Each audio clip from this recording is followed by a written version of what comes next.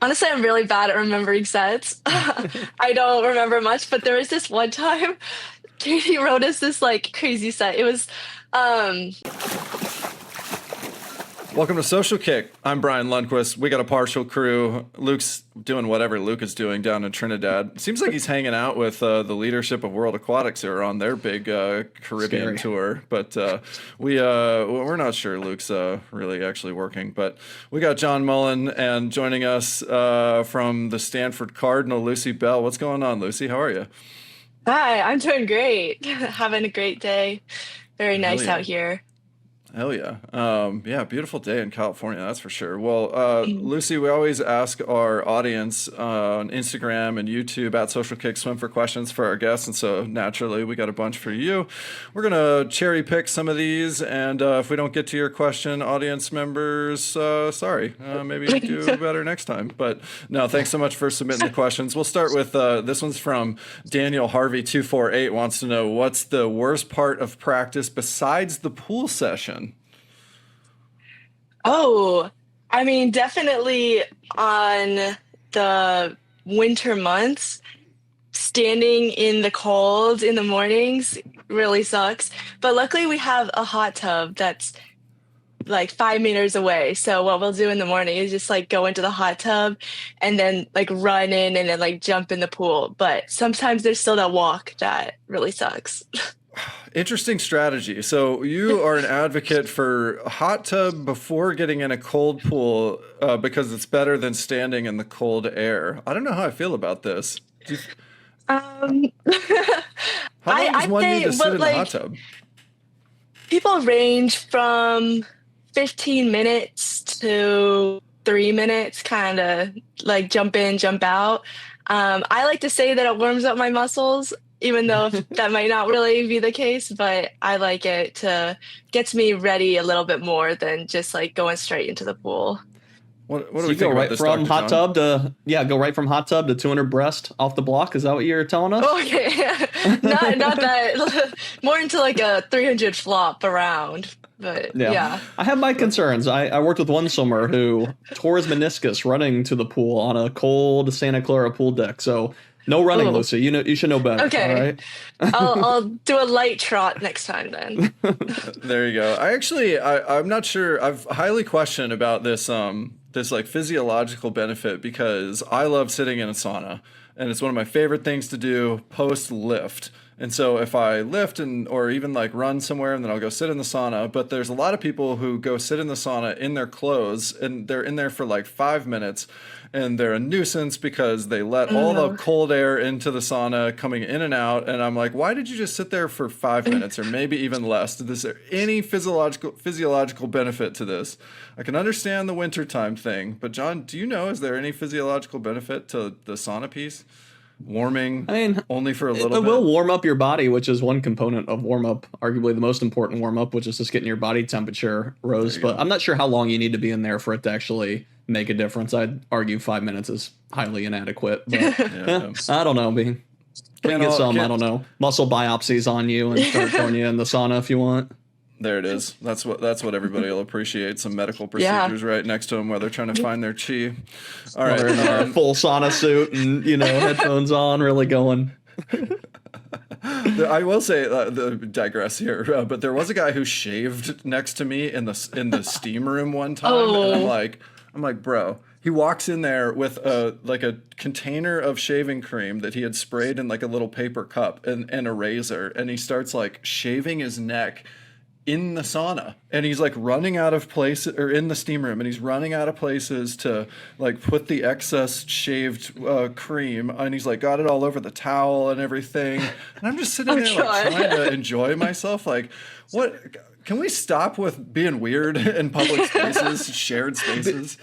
B, we were in the era though of people like shaving in showers at taper meets, right? I'm sure you remember that to some degree. That's You true. remember Yeah. people doing that? I'm assuming that's not a Yes. thing anymore, Lucy. Girls at NCs aren't shaving in the No, shower right before they like go dive in. not that I'm Yeah. aware of, at least.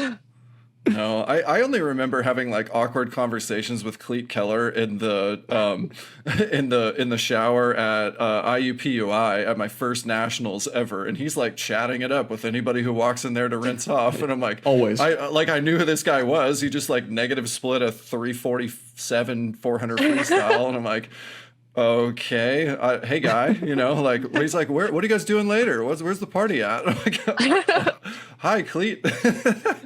Anyway, all right, let's get back to some audience questions. This one's from Chrissy.Kimchin asked, could you make bubble rings? Oh yeah. I do it like on our afternoon Wednesday recovery practice.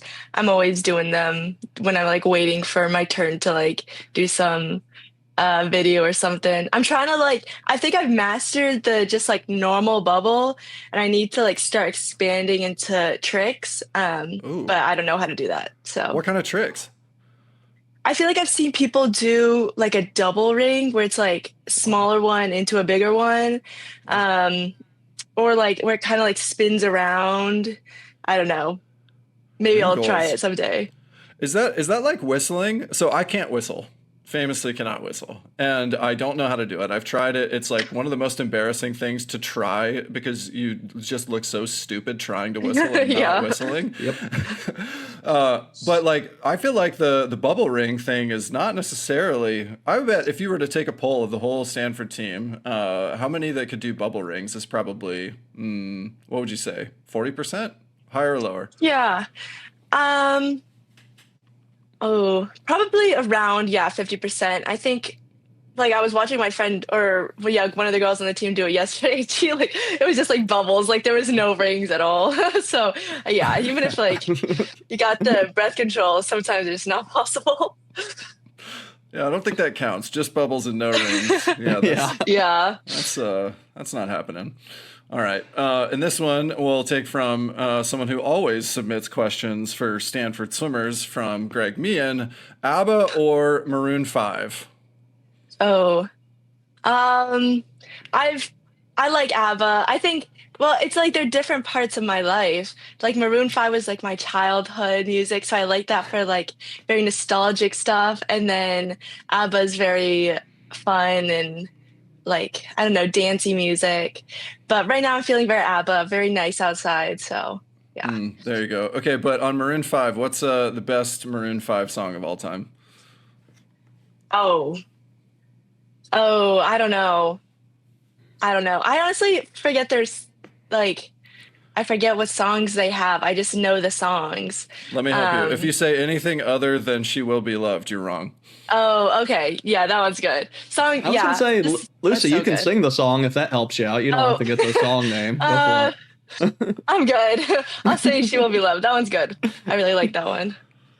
Well, speaking of Greg, I feel like we need to hit that one because obviously huge news and friend of the show. I can tell you, I first met Greg a long time ago at the World University Games trip, and he was at Pacific at the time. And I remember thinking, this guy reminds me so much of Dave Durden. And like right after that, he went and coached at Cal with Dave Durden, and then made his way to Stanford for 13 years, where he's coached a lot of national championships and a lot of success. But obviously, just announced that he was leaving to take the head coach of USA Swimming job, or the national team director. And so obviously big news. We were going to talk earlier, but obviously, rescheduled this one just so that we could give you guys some time to collect your thoughts. And so what's been going on, Lucy? Big time news. Yeah. I mean, obviously, I have to be happy for Greg, but like selfishly, I wish he could stay just one more year, finish out my senior year. But like, I think it's tough. I think going through a coaching change, no matter what. Um, I think my whole like all of our coaches, including like weightlifting and um, yeah, I think that's it. But have been like swapped out since my freshman year, which is interesting. Like till next year. Um, but I think it has really helped bond the team.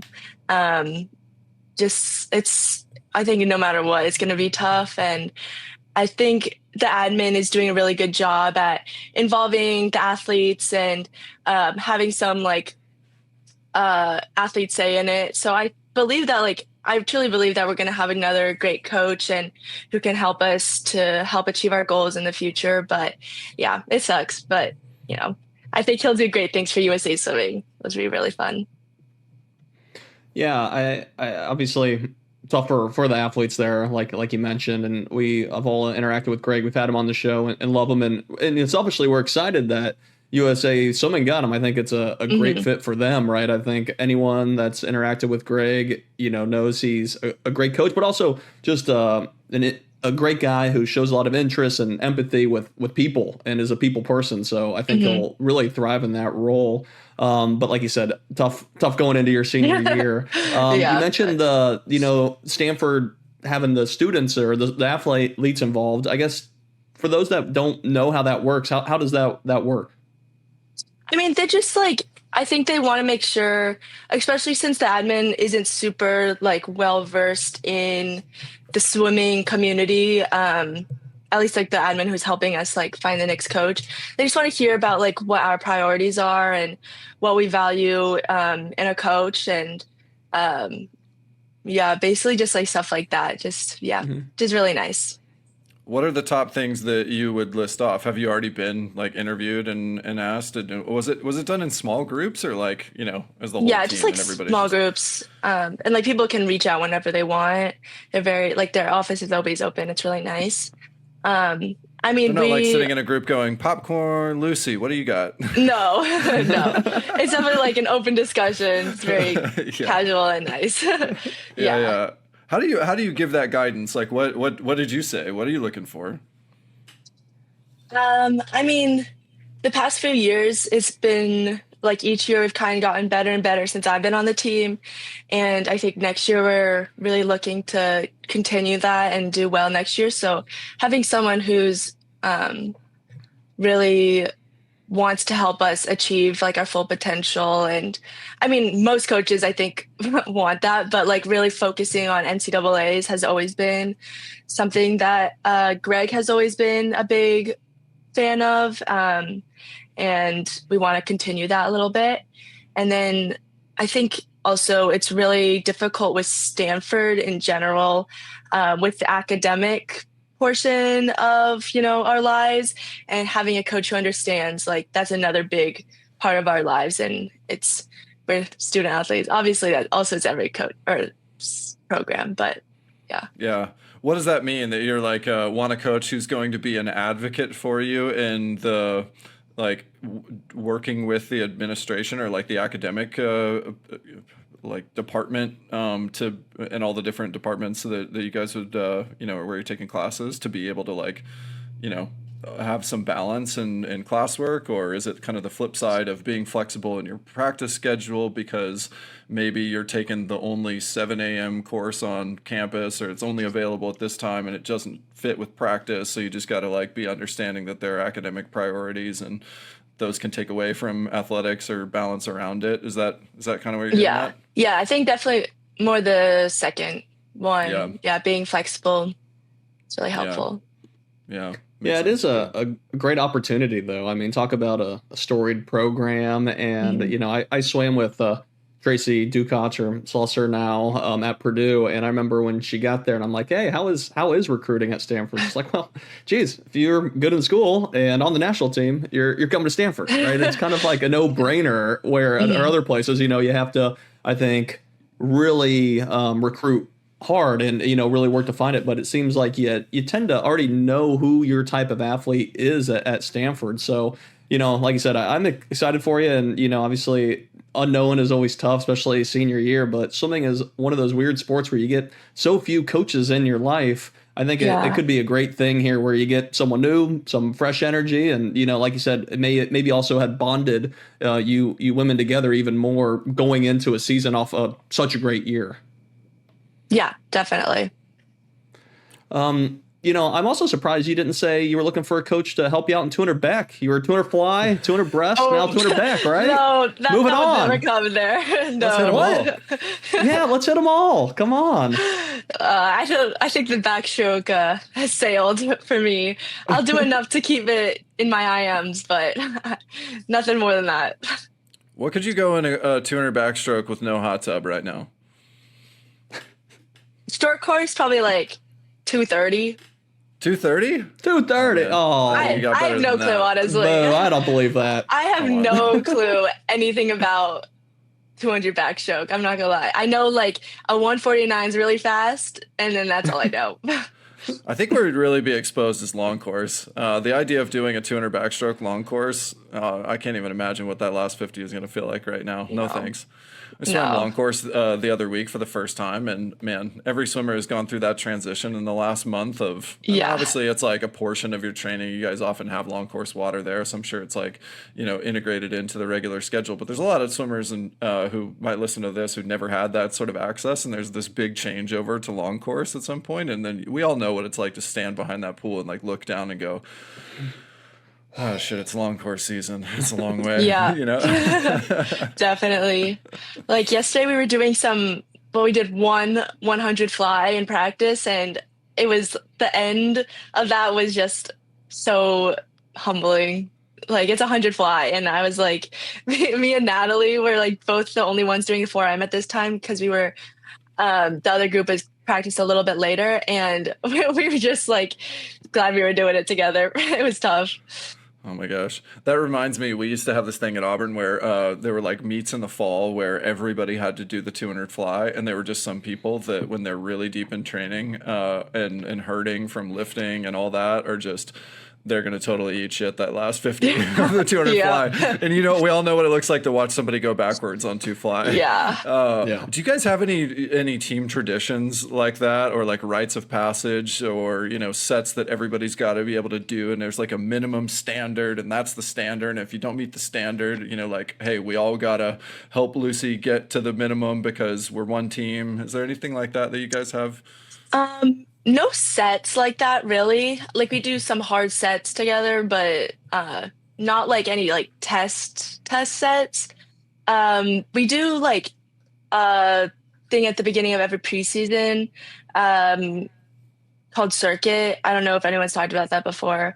But it's basically it's like this thing that we do once a week, maybe leading up into the season or the beginning of the year, and we just kind of I don't really know how to explain it. It's you're like partnered, and then you have to basically get through all these stations without messing up. Like everybody has to, and then if one person messes up, like no matter like who they are, you either like you go back. And so the goal is to get through all the stations, and it normally takes us 4 weeks or something, but it really like bonds the team a lot after that. And it's all in the gym. Mm-hmm. Okay, so we had something exactly like that at Auburn that they don't do anymore, but it was like what that program was known for, was doing a lot of things like that outside of the pool. It was mostly like 5 or 6 weeks and twice a week. So we'd do a Tuesday morning that was a lighter session because you're like pinned before you have to go to classes for the day. And then Saturday could be whatever the NCAA regulations allowed, plus an extra 2 hours. Oh wow! Yeah. Okay. Yeah. But that kind of like the whole team needs to be able to complete the station. If somebody's not completing the station the right way, then the whistle blows. Somebody gets yelled at. The whole team needs to repeat the station or go back one, or you rally behind your teammate who's trying to do the hardest station. There's probably like 4 or 5 stations that are like key stations that are the really hard ones. I'm curious to know which stations are the hardest amongst the circuit that you guys do. Okay. Yeah. It changes from year to year. Versa's always in there. That one's always really hard. Okay. We have farmer's carry, which is tough at the end. This year, one of the hardest ones for us, which is kind of crazy, was ball toss. So you had to throw, like you and your partner were like standing facing each other, and you both had to throw a tennis ball with one hand and catch it with one hand at the same time. Okay. And we never do anything with projectiles, so it was kind of tough for us. Yeah. Yeah. How many hit themselves in the head there? 20% of the team? More than that, at least like 100%. Like everybody must have done that at least once. It was tough. I'm just thinking about that line from Clueless where she's like, my doctor said I'm not supposed to do any activities where balls fly at my nose. Hey, so yeah, what else? So we used to have the hard ones were like a hand bike that was similar to like Aerodyne, like a whatever, like a fan bike sort of thing, and then there was another one called towel hang where you threw the towel Oh, over the oh my pull-up bar gosh. Not and you had towel to hold on to hang. it. Yeah. Towel hang Yeah. is We brutal, had that but one like, last year. Oh, oh sorry. yeah, no, you're good. Go ahead. We had that one last year, and then Lily like fell wrong, and then she broke her finger, and I think that we didn't do that again this year. Oh, Well, Dryland, blame it on always hurting Lily. people. Yeah. Yeah. All right, let's give him a tennis ball this year instead. I think Yeah. that's safer. But some of How those long were things, you? like they may not sound that hard, but then like the farmer's carry, I bet it's hard because your hands are so sweaty by the end of one of those Yeah. sessions, and those I They get bet so picking up sweaty. like whatever you're picking up like a kettlebell or something, it's going to be like impossible to pick up because your Oh grip yeah. strength is toasted and it's so wet. Yeah. We do like pinch plates of the 10 pound, like one in Yep. each hand. And yeah, by the end it's like your hands are sweaty, and then it's all like covered in chalk too, because like people are like using it to get rid of their sweat, and then so that gets like really like, I don't know, slippery, and it gets a mess. Yeah, But try adult life when you're not working out at like premium athletic facilities and they hate on chalk, and then you're trying to acclimate to life post chalk. It's a tough yeah. transition. It's like trying to race without a tech suit, honestly. I feel like that's Oh what it's wow. like. Yeah, Yeah. it totally adds a bunch of extra effort. What were you gonna say, John? Yeah. We did have an audience question about kind of your strength training from at Mia McGreco. So is that kind of preseason type of circuit work, like to kind of get in shape, or does that stick with you guys the whole year, or how does the strength training maybe develop throughout the season? Yeah, circuit is just for like 4 weeks. It's mainly kind Yeah. of like a team culture, kind of setting the tone for the year. And so that's like an additional thing we do rather than like replacing our training. But yeah, we have lift 3 times a week. Our strength coach is really great. Really love her. Um, yeah, I don't know. I really what we do. I just kind of get in there and do it. I'm not the biggest knower of the weight room, but Not a gym rat, huh? Or, I do have one question on this topic. Still, is what happens if somebody's late to practice? um, well, it's really rare that someone's late to practice. Like, if someone's late, we normally like will call them and see if they're like behind or something. But they just kind of hop in. There's nothing like crazy unless it's like a continuous pattern. Like we give people like grace for being late, missing their alarm or something. Like it's not on purpose. So Come on, B. No one's late. These are all type A 1600 SAT score women. They are not late. They're wound a certain way. I bet some of them are late. It sounds like. I have heard that though from I think some people I've talked to that, like you said, with such an academic rigor and athletic rigor, you do get a lot of similar personality types at Stanford. Do you feel like there are a lot of in the same kind of group or same mentality, and is that helpful, or is that kind of a little too much? yeah, there's definitely a lot of similarities. Sometimes it can be a lot because we'll like wind each other up a little bit, Sure. but I think it's also good because we all have similar priorities to some sense, and we all want the same things in like a broader sense. And overall, I think it's really helpful. And it's really helped me, honestly. In high school, I was way more relaxed about practice, which is like a good and a bad thing. But now I'm, I don't know, it's a lot better, I think, for me and most people to be along similar-minded people. Were there So any what does that mean? transformative moments Yeah. for you there, and that like, in becoming more serious about practice? Was there a time and a place where you're like, oh, yeah, it's gonna take a different level for me to be able to do this? Yeah, I think just freshman fall in general really shaped me up. um, because in high school, I wouldn't always go to practice when I wasn't feeling up to it, or I was really tired or something. I would just take the morning off, which is still something that could be helpful now, obviously, if you really need it. But I've really learned that like those days when you don't want to get up and go and you're tired are probably the most transformative days for you and the most like beneficial days. And so I still really think about that when I'm, in a tough 4 a.m. set or something, and I really don't want to be there. Like, this is what's making me better. It's not like the days when I really want to be there. And obviously that's great, but I think just like acknowledging that mindset, like shift really helped me and got me through that freshman fall a lot. Yeah, I think what you said there is very relatable to so many swimmers, and you don't always hear that from elite level athletes because I don't know, maybe it's a facade or it's like, oh, I've always been committed and things like that. But that is so relatable. So I guess, do you have any advice for high school kids or kids that are younger that have morning practices and kind of how to handle that situation when you maybe aren't feeling up for it or you're still learning to listen to your body? Yeah.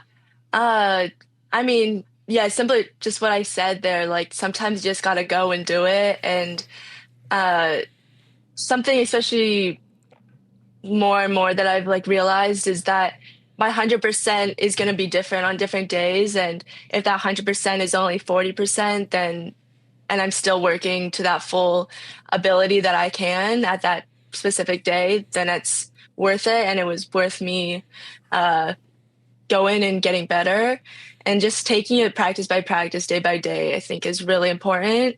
And there are, yeah, some days if you got like no sleep because you blah, blah, blah, whatever, taking some time off, taking the morning off isn't gonna hurt really.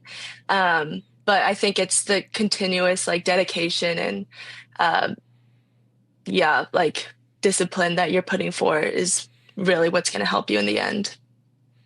Wouldn't that be weird if like you showed up to practice and everybody had like a watch, or there was like some way externally for all your teammates and your coaches to see what percentage Lucy brought to the pool today?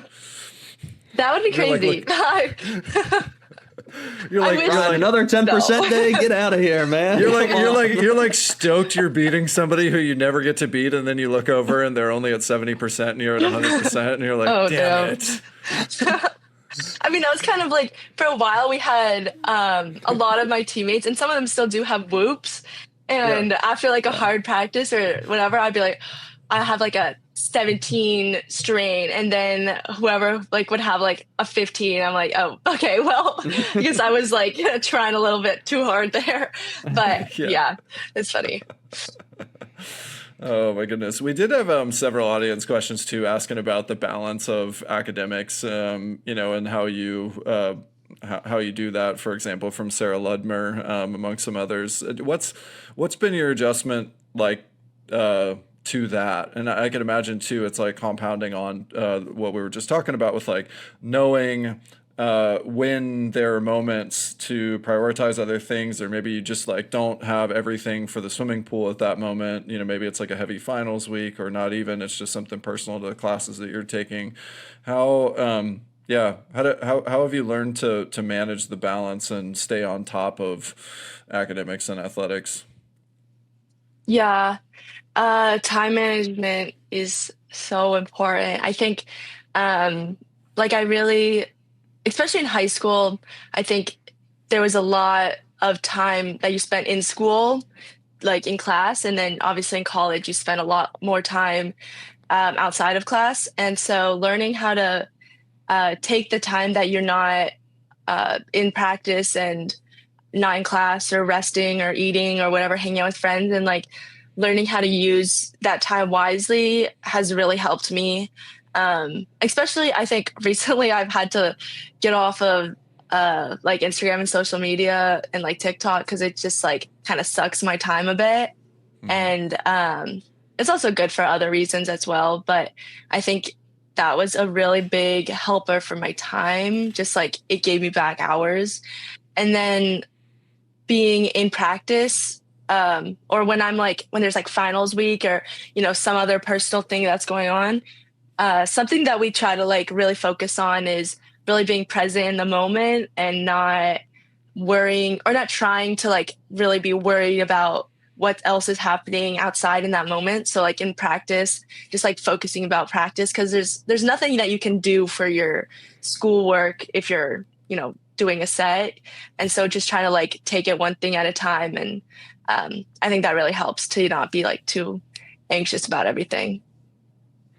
Yeah, when I was, treating patients or patients of swimmers or swimmers' parents are like, oh, how do you juggle athletics and academics? It's always like a mind-blowing question for a lot of people, or like they must ask. And, for me, I finally figured out like, oh, I can do some good schoolwork on Saturday between practice and like a football game or something like that. Mm-hmm. And that like was a game changer for me. And just like working ahead and taking like a 2-3 hour chunk on a Saturday where I used to never do anything on Saturday, to be honest. And it was like, oh, wow, that really frees things up for me and helped me out a lot. So I guess any other tips or things that worked well for you other than just ditching Instagram and unfollowing us and things like that? Okay. I still go on Instagram every once in a while on my like iPad. It's kind of bad. I sit in a dining hall on my iPad because I don't have it on my phone looking at Instagram. So it's kind of embarrassing. But I think recently, I think I've been really trying to, like fit in little bits of work and to random times I normally wouldn't be doing it. Like at today I have Monday, Wednesday, Friday, I have a 10:30 class, but I'm done with work lift at 9. And then it's just like this awkward amount of time. So then like, it's kind of nice because then I can like eat my breakfast and like chill and like have social time, but then we kind of like do some work at the same time. Which I normally don't want to do like multitasking, but like finding just like little times to do it, it really like diminishes the need to do like giant chunks of work. And especially like late at night, I don't really like to be doing stuff late at night. So Me neither. I hate it. Yeah. So when do you go to bed on average? When do you go to bed? Probably 10. I like if I'm in bed before 10, that's amazing. I'm so happy. Normally that's not like that though. So I'll try to be asleep before 11 is good. If I see 11, I'm upset. Anything later than that, I'm really upset and I need to like go to bed at that moment. Yeah. Mm-hmm. All right. Enough boring school and sleep talk. We got to talk about NCAA Championships and 200 breaststroke. I mean, this year I was following Stanford and, it's like, oh, Lucy's doing the 200 breast at dual meets. Interesting. Oh, Lucy's going best times and breaking the Stanford record at dual meets and in-season invites, and just seemed to be progressing and chunking along and improving.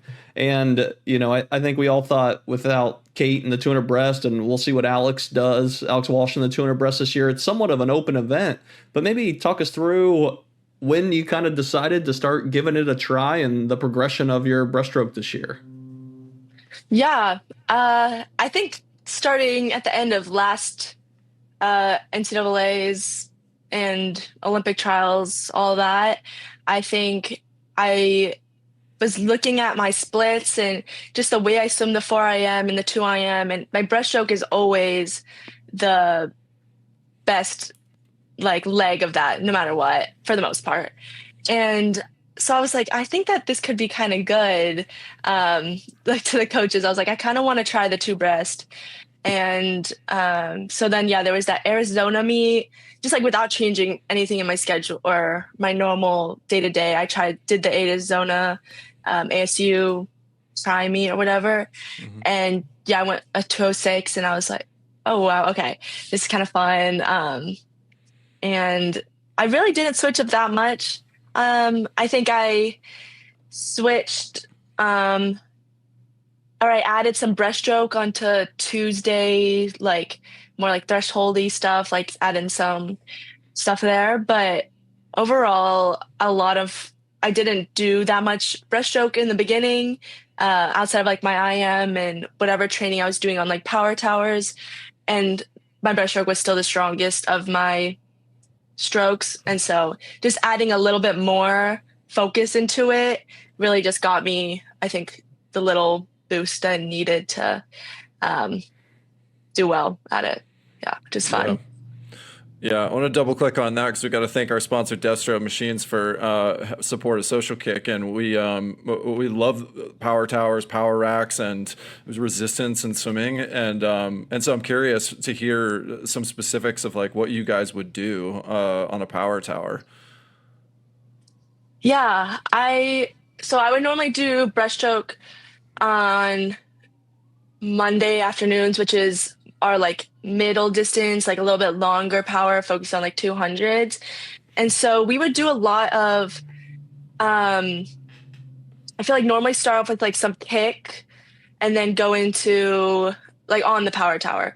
Do start with some kick and then go into some like skull and then or drill and then like some solid strokes, like 5 cycles maybe, and then go into some sort of like they really love 75s on these power tower days. Like they love them. So I feel like we're always doing some 75s on like breaststroke or butterfly. For me, I guess, on those days. And that's like the basic flow. I feel like we normally do stuff like that. Yeah. What's the hardest power set that you've ever done on the power tower? Honestly, I'm really bad at remembering sets. I don't remember much, but there was this one time Katie wrote us this like crazy set. It was a Monday afternoon, and we had to do like power towers into 50 like or 75 fast or something, or 50 fast, and then like a 25 underwater and then a 75 fast or something like that. I can't exactly remember. Or wait, no, sorry. Okay, it was something like that, but it was like 75 with like 2 breaths or 50 of 2 breaths. Okay, that was really confusing, but I can't exactly remember. But it was just like fast into breath control, and it was actually really hard. I was just like, I couldn't, yeah, I don't know. I don't remember it, but it was really bad. I just remember the pain. Sometimes hard sets have you feeling that way, you know? It's better to put it out of your mind. You're in the moment and then you're out of the moment. And once it's gone, there's nothing you can do about it. It's in the past. So to move on. Yeah. Yeah, that's awesome. So back to the discovery of breaststroke. So I had, there was a moment in time for me where like I came into college as a 200 freestyler primarily. And then when I hit the weight room, I gained a lot of muscle mass and got really good at sprinting. So then it was like 50, 100, and so I dropped the 200 and picked up the 100 fly, and I did that for a few years. And then there was a day very similar to when I read your progression and transition to breaststroke and was like going through all the results. It felt very similar to me because I switched to the 100 backstroke in the fall of my senior year and ended up making the final in that event at NCAAs. And I hadn't swam it before. And like no one thought of me as a backstroker, you know. And but there was a day in practice in the fall where we were doing like underwater 25s, and I did one on my back, and we were just like all doing different types of kick, and I did one on my back, and I went really fast. And then I remember coach at the time like looking at me going, "Hey, do that again." Oh, you know, it's like that wasn't a fluke on the watch, right? Like I got you at a fast time, so I did it again, and then they're like, "Okay, next dual meet, I was swimming backstroke," and then from that point forward, I was not a butterflyer anymore until like a sprint fly later. So, was there a point in time like that where I mean, it sounds like from your story, it was your call, you discovered it and said, "Hey, I'm going to try this," but also at the same time, like, you know, dropping the 200 fly or, you know, having to say goodbye to that as the third event probably had some sort of thoughts and considerations about it. So I don't know, was there like some kind of moment in time that you were, besides just like seeing that be really helpful in your IM that led you down this path? Yeah. I think a thing that I really liked about breaststroke was I really enjoy the gliding of it. I don't know. I don't know. Breaststroke comes with a lot of breaks. Yeah, but yeah, yeah. I think it was really nice to be able to like really have it be super like rhythm and like very I don't even know the right words I'm thinking of, but it's just very different from every other Mhm. stroke. And I feel like that's why a lot of breaststrokers only do breaststroke, because it's so different, kind of hard to transfer that over. But with the fly base and like having that like short access strength in there before, I was able to transfer over that I don't know, rhythmic um, style pretty easily. And I really liked how it was like very powerful with like each kick. Um, I don't know, it was just very different. I liked versus like very like high tempo, everything else, especially that's probably the reason I don't like backstroke that much. It's just like so much Tempo, like tempo, tempo. tempo. Yeah. Yeah. So I really struggle in that. Because I think I have a very solid connection with the water and being able to understand it pretty well and like what my body's doing. And I think that really lended itself to breaststroke a little bit more. And then I think in at the OTC at the training camp that we do in the winter break, we were doing it's all long course obviously, and we were doing these suited. We do 36 suited 50s, and it's normally like one stroke. And I did them breaststroke, and then I remember them being like really consistent, which is something that I've never felt that I could do in breaststroke. I always felt like I faded off a ton in breaststroke. Hmm. And so seeing that, I felt a lot of confidence um, going into the actual like season and being like, I can actually like hold this out for 200. It's not just like going and flying and dying or type of thing. I don't know. Yeah, Yeah. I think what you're describing or trying to describe is something Kate Douglas and even Leon Marchand told us on previous shows, where they're like, yeah, 200 breast, especially yards, they almost say it's not as hard, but it's not really what they mean. Yeah. It's just like, it's a different feeling, right? It Yeah. hurts you different ways. And like you said, it's a lot of the rhythm and just maintaining that rhythm the whole race. And like you said, maybe Hmm. that's what you discovered at the OTC is being able to maintain that rhythm, where when I do breast, I have no rhythm. I'm just like spinning through the water, going times in a 50 breast that you go in a 75 breast. So I guess what do you do any drills or things to maintain or work on that rhythm? Or do you think that just comes to you naturally and you just have such a good time or good way of finding your line over and over again? Yeah, I think it's a mix for sure. Um, One of my favorite drills is the Carla drill. I don't know if that's the name. I think it is. Yeah, hold on. It's Can I basically where guess? you do. Oh yeah, Yeah, so what picture a Carla drill is one single arm butterfly stroke into one breaststroke pull, and then switch to the opposite side. Is yeah. that what it is? Basically, Okay. it's basically like that. I do it like a little differently, where I do like one arm butterfly, the other arm butterfly, and then a breaststroke stroke with my head down, and then one normal stroke. Uh-huh. And that's really helped me use my hips, I think, a lot more and like get that like undulation that I think helps a lot in breaststroke that people don't uh, do as much who are like aren't as good at breaststroke. I think a lot of times if you struggle a lot in it, it's mainly because you're trying to like power your way through the water versus like trying to work with it, kind of like do almost like a fly movement um, without kicking, like Right. going illegal. Um, Yeah. so Yeah. Yeah. that was Yeah. like No, yeah. very Yeah. helpful for me. So do dolphin kick. I got you. Write that Yeah, down. yeah. All right. What Do we're dolphin trying to kicks do- every stroke. What we're trying to do is do as much dolphin kicking without anyone knowing we're dolphin kicking. Yeah, exactly. Hey, the evolution of breaststroke. There it is. Yep. Hey, you said the head down thing, and it reminded me. We just talked to Piper Engie, and she was talking about how like her last 4 strokes into the wall or 3 strokes are head down, and that was something that they found that like she could hold tempo really fast, and that it helped her close races really efficiently. And was like the fastest way for her to do it, but it's uncommon for breaststrokers to do head down breaststroke. So I don't know, like, is that something you're experimenting with as well potentially in racing, or is it just a drill?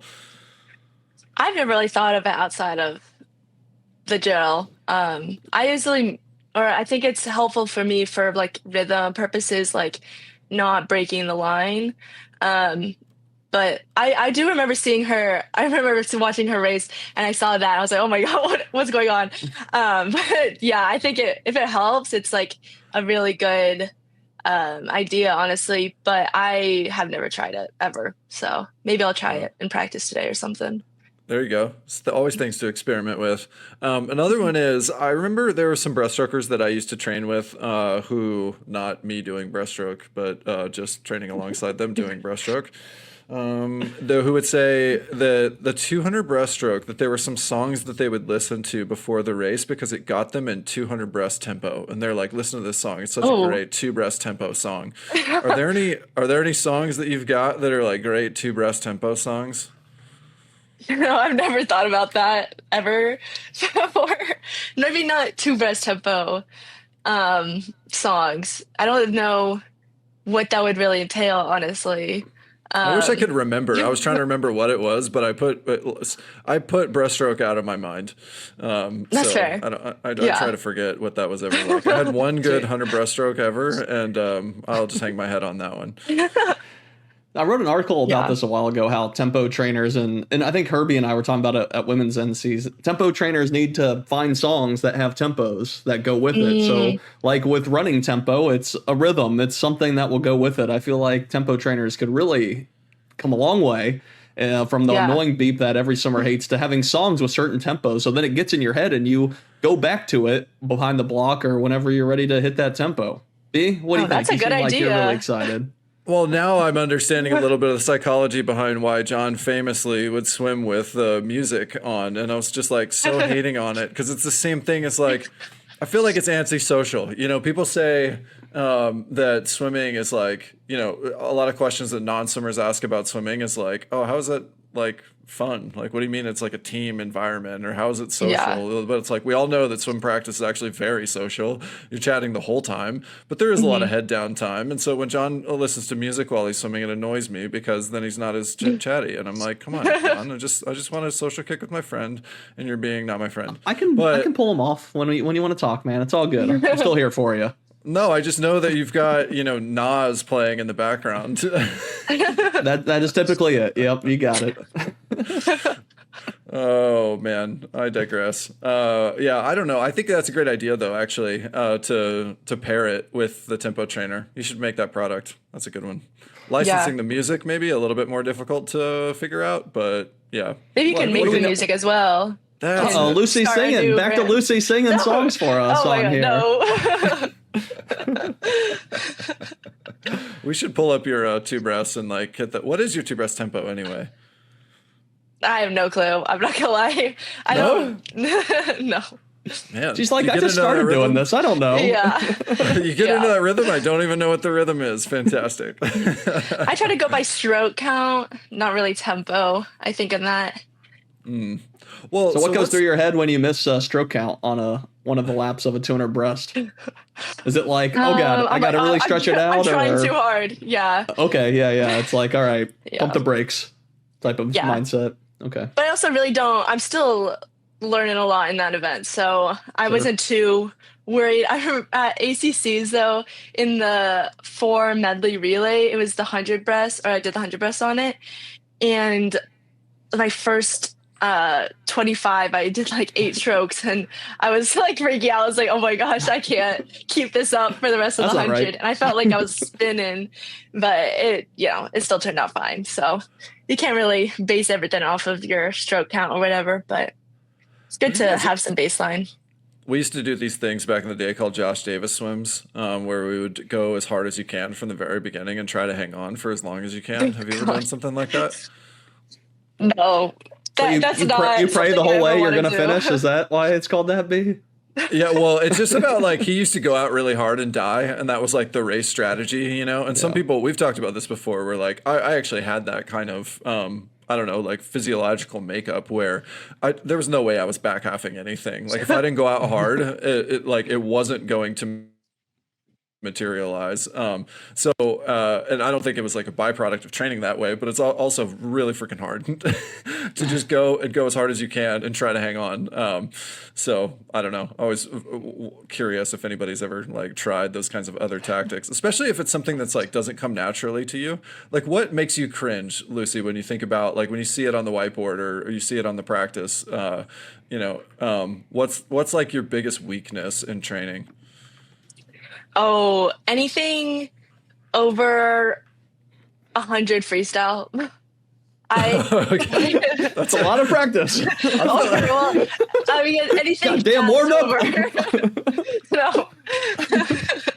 No, not no. Yeah, let me change that. Anything fast over 100 freestyle. Okay. I don't know how to do it.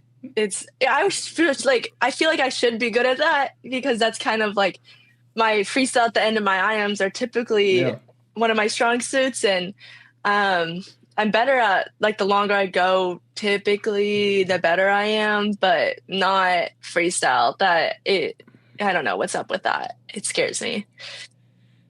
I don't know. For whatever reason, for me, when I added all the strokes together, I was terrible at IMs. Like 200 IM. I don't know what it was, that event. Like a 200 butterfly or a 200 backstroke was way easier than a 200 IM. It's like my body just didn't work when I changed stroke every 50. I had to sprint them all instead of like being able to get into it. So yeah. I don't know, but I was never a high achieving IMer, so I need all that more advice breaststroke from you someone. did, huh? Hey, listen, I'm a dolphin kicker for life in breaststroke, but I did figure out how to swim a single 100 breaststroke one time, and that's all. Yeah. What were some of the highlights for you from this year? I mean, like you were that team who won the 800 free relay to start off the meet. Obviously, was like a giant jolt into the energy that I think propelled you guys to a second place finish, which was huge and knocked Texas off that number 2 spot in the podium after several years of being there. What are some of the other highlights that stood out to you? From I mean, I could rattle off all of the major things that happened. Aurora's 500 getting second, and Tori's win in the 2 IM. And your win. Like, what are some of the moments that you'll take away from this season that like really propelled you guys as a team? Yeah. I mean, the whole season, just in general, was so like, just. The culture and everything about it was just so much fun. Like everybody was really in it to win it. I guess like everyone was really working hard, and like in practices, just day to day, like everyone, like it was crazy. I don't know. People are so fast here. It was like really just like I feel like different almost just because like everything goes technically kind of the same, but there was just like this added level of like we're like really cooking for a high spot this year, and with like the return of like Tori and then all of these freshmen, and then returning all of our point scorers like to the team in general was just like so much motivation from the very beginning. And then like me after meet, people would just swim so fast. And like I could like name something for like every single person that made me so excited. Like starting at ACCs, just like I think with that kind of little funk with the plan to go home and then not going home, and that was kind of like, I don't know, we were kind of like, what's going to happen? Like, no, but I think it actually turned out really well, and getting to see that whole meet through and was really great motivation for us to keep going. And then, at NCs, starting off the meet with first the 200 medley, because that one was first, right? Yeah. Them getting second, which was not, they weren't seeded to get second. And just like blowing out of the water with like a new school record, I'm pretty sure, was just insane. It was so fun. And then the 8 free was insane as well. Like I remember like going into Kayla's leg, I was like, I'm pretty sure they're gonna win, but I'm not sure. Like, you know, you never know. And then it just like kept on getting better and better. And that was kind of, I feel like, kind of how the meet went along. Like we started out really strong and then just kept getting better and better. And we ended up, yeah, doing, getting second. And that was so fun. Yeah. Yeah, it was awesome to watch. I mean, for sure, the one of the major takeaways from, you know, the women's college season was just seeing Stanford. I don't know if I would say it was like a surprise, but I mean, it was just like you guys showed up and had a great meet, and that's one of the best things. Like, I don't know what the percentage base is, but most people don't go best times at NCs. It might seem that way, but like usually they don't because it's hard to qualify for. So as a percentage of the total field, most people don't. And like, so if you can show up and improve upon your seed time, you're going to have a great meet. And it just felt like time and time again, Stanford was doing that, and that was leading to having like a really solid team result. And so, but I wanted to follow up on like the theme that I kept hearing and, you know, interviews from Stanford, and even like I wasn't on the show where we had some of the teammates on earlier in the year with like Aurora, but there's the talk about like the believe in belief being the mantra of the team, and a phrase that you guys would come back to, which reminded me of Richard Quick because I swam for Richard the last year he was at Auburn, and was around the last year of his life before he passed, and he used to talk about believe in belief as like a catchphrase that I pulled from that era, and so it just kind of like, you know, my ears perked up when I heard that from your team, and so I just wanted to like hear how that kind of came to be something that, you know, you guys were talking about, and how that was kind of part of the theme for the team this year. Yeah, I think kind of going off of like being kind of a surprise to get second and do so well. It seemed like a lot of people on the outside was doubting us, or were doubting us, and that we knew like within our like group and within our team that we were more than what people maybe had said, and not getting caught up in, you know, what other people are doing and what people are saying about us or whatever, and just like trusting that we're going to be able to show up when the time comes, and we're going to do what we need to do was really helpful, I think, and which is kind of like believing that we can do what we think we can do, and then we did what we thought we could do. Was just, I don't know, it was really nice to be able to see the effects of trusting the process and trusting in our coaches and ourselves. Yeah. Yeah, and it really showed. It was so exciting to be at the meet and seeing, like you said, from the start, the energy happen and then continue on. And like you said, it was with the team all year, it seemed, and maybe even last year at NC's leading into Olympic trials with Tori's success at the Olympics and into the year. So it was great to follow these past, I don't know, year and a half, 2 years. So makes me wonder, what's next for Lucy? You know, 200 breast long course? Is that going to be the next thing on the radar? I think your best time is what, 2:33 from a few years ago, according to SwimCloud. Breaking 4 minutes in that 4 a.m. long or short course. Finally, we got some fun ahead, right? Yeah, hopefully. So talk through maybe the plans for the summer. Yeah, I mean, definitely want to do the 2 breast long course. I think, I could definitely drop a ton of time in that. Hopefully that'd be great. As of right now, probably going to go to trials. I don't know if I'll be able to like go to any teams if I were to make them, which kind of sucks. 'Cause I'm planning on doing an internship, which is like great, obviously, but kind of not able to do both, which is tough because I've never really done anything career-wise over the summer. So that'll be interesting. But just kind of gonna see how the long course season goes, and then get back into short course and hopefully see what we can do next year, which I think we have a lot of good stuff going for us. So I'm excited. Yeah. Well, what's the internship? Tell us about it. Yeah, I'm gonna be interning for, well, I'm gonna be in Japan, which will be really fun. Nice. Um, yeah, so I'm gonna intern for an editorial and translation company, and I'm gonna help them implement AI into their workflow. And yeah, I'm excited. I think it'll be really fun. Um, I'm a little nervous, obviously, going to Yeah. a new country. Uh, and I know like very beginner Japanese, like I took in my freshman year, but I have not touched up in a while. So I'm hoping to get back on that and do a little bit of study before I go out. No, I just got back from Japan. You're gonna love it. It's gonna Right? be Yeah. a great experience. Yeah. Do you have training and stuff figured out while you're there, or still working those kinks out? Yeah, still working it out. I definitely want to continue training. I took a pretty decent break last summer, Mm. and that made the fall really difficult to get back into shape.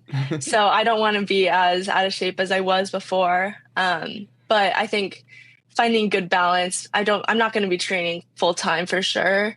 Um, just because I don't, that's going to be kind of hard. But definitely like staying in it, staying in the pool, staying in the weight room. Nice. Awesome. All right. Well, Lucy, we got some rapid fire questions for you, and then we'll let you go. What's the hardest race in swimming? 4 a.m. Olympic gold or world record? Olympic gold. Do you pee in the pool? Yeah. You get to keep 3 apps on your phone, and all of the rest get deleted. And I will let you have your cheat card, which is you put them on your iPad instead. But Okay. if you can only keep 3 apps on your phone, which ones are you keeping? Messages, music, Pinterest. Pinterest. Okay. What's on your Pinterest board right now? What are you looking at Pinterest Um, for?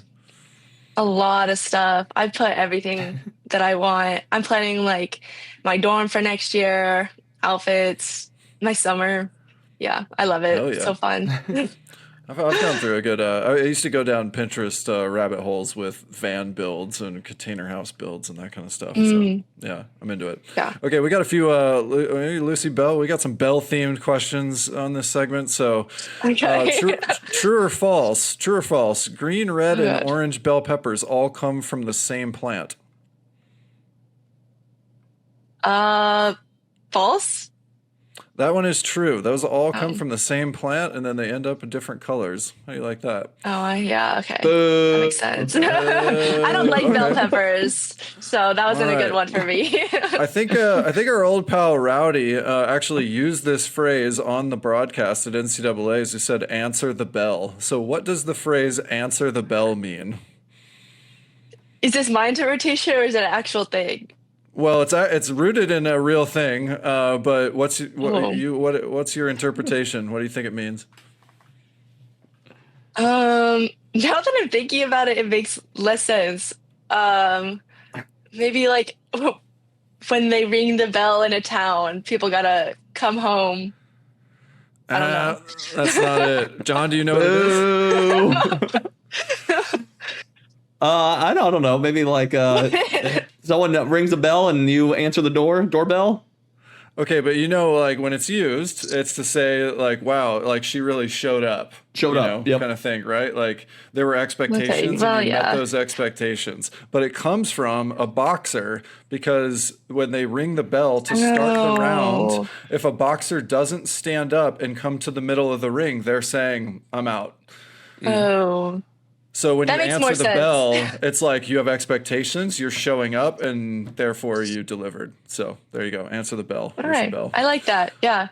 All right, last bell themed one here. In the '90s teen sitcom Saved by the Bell, which character has their sights set on going to Stanford but gets a C on a midterm and exclaims, "See, I'll never get into Stanford."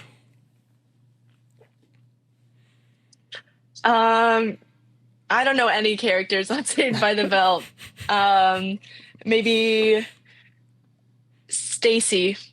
Not a character. So, oh, actually, it is. Yeah, that's that. What's her name? Yeah. Oh, are you thinking of Tori? Maybe Tori. Yeah.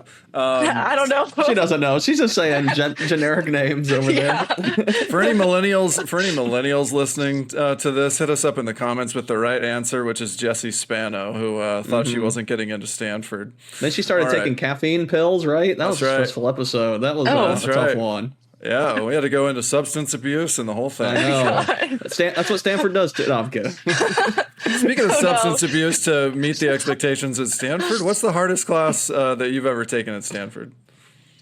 Probably Math 51. It's like linear algebra and multivariable calculus. Yeah. Well, somebody's going into AI, so good for you. What's the most annoying thing a teammate can do? I hate when people leave early. That's really annoying. Have you ever left early? On accident. I don't do it well, I guess that's How do you what leave I'll early do. on accident? I leave Like- accidentally early every time.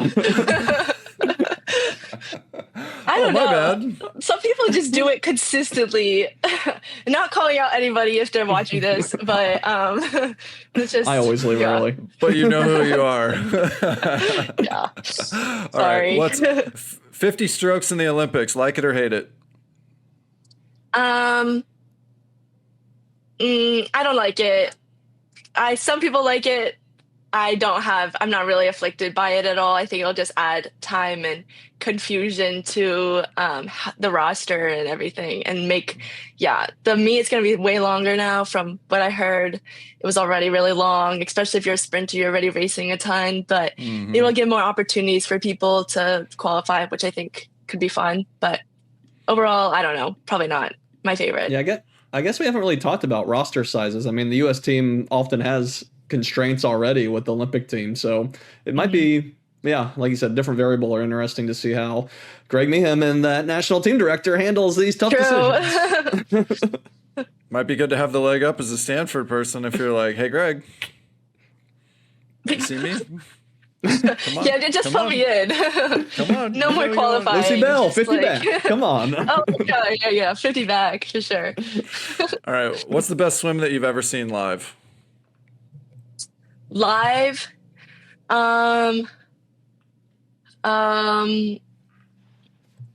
probably Tori's 100 fly at the Olympics. I kind of maybe didn't see it completely live, but I think that was the best swim I've ever seen. Pretty major. Okay, I know I don't have a lot of faith in this because you said that you put these things out of memory, but I'm going to ask you anyway. What's the hardest overall set you've ever done? Not just on a power tower, but in general. Definitely some sort of 4 a.m. practice. Greg would always throw in like 300 freestyles. I don't know, there would be like rounds of some sort of IM and then a 300 free and then another thing and then a 300 free fast and then another thing and 300 free fast and then like maybe end with some like IM fast. And those were the worst considering that I hate anything over 100 freestyle fast. So it was pretty brutal, but probably made it better or made me better, hopefully. Based on what you talked about in hating in practice, anything over 100, that sure sounds pretty terrible. So I'm gonna go ahead and not do that anytime soon. Thank you for giving me a set that I won't be doing. Yeah, of course. All right, and it's prime season now to be doing some social kick. We're in the spring. We're changing to long course. It's there's a big reset. So how much social kick are we doing at Stanford nowadays? A lot, yeah. I mean, today's practice, we did, we have social kick in the warm up, and then in our kick set, like the first 200 was social kick. And then like that descended away from that later, and then the end in our warm down, we do some more social kick. So yeah, love it.